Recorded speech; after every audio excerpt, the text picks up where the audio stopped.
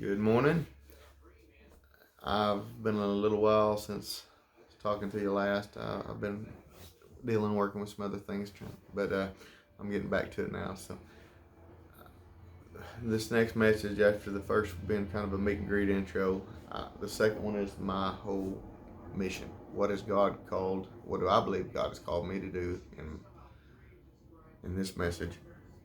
Um, as an apostle and disciple of Him, but apostle to others to try to help and teach what He has shown me, whether you call it evangelism or I don't have a congregation as so as just a church congregation, but as the world as a congregation, as whether you're evangelist, whether you're something fail, or uh, even prophetic.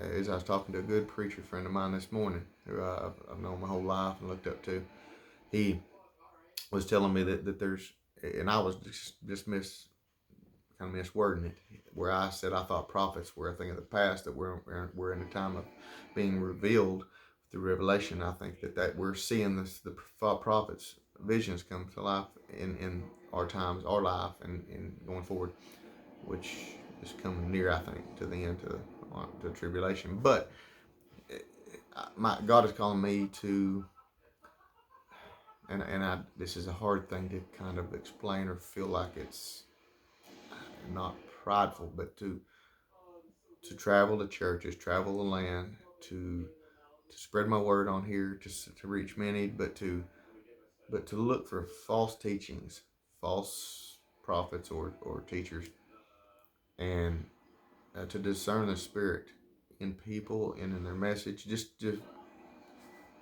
try to teach the truth and help. And if it's, I'm not anybody at all, but through Him, I can do great things, and that's all of us. But we have to look at the Word, even if it's Scripture that we've heard our whole lives. I listened to Alistair Begg, a guy. He's a teacher of teachers. I love him. For the last year and a half, I follow him a lot. But he was talking about if we already know the story so good that we can't learn anything else from it, then we become stale. And it's not exactly how he worded it, but that's just kind of my twist. But of my understanding, that if we know this from our generations before us, parents, grandparents, we've heard these stories. We come into these scriptures when we hit this part, we don't know it. We don't look to learn because we don't think we know it. But always with every day, with a humble heart and new eyes, new spirit, we look and we receive. And that don't know everything, even if we've heard these stories for our whole life. We can always have new lights, new things brought to surface for us to see in Scripture, especially with Spirit. And it's every day. It could be a different day on something that He's revealing. So, anyways, I just wanted to say that Jesus had one church,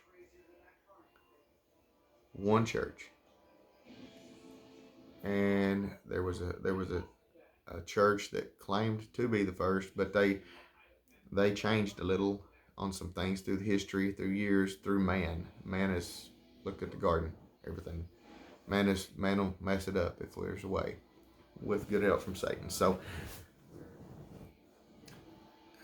I I think we need to get all churches. And if you get the Protestants around 1526 with Tyndale, if I'm saying it right, Luther, Calvin, all these guys, that they were seeing some misinterpretations in translation uh, for the hundreds and hundreds of years, and they were trying to call it out. So I think a lot of the different denominations since then, all the different Protestant denominations, I think a lot of them have a little bit of the truth, and if you put them all together and mix them up, you probably see a lot of the whole picture then. But they all want to argue over little, chasing this rabbit trail. This here, this, the river forks here. Well, we're going to believe this, and come back to the base, come back to the mainstream, and that's Jesus.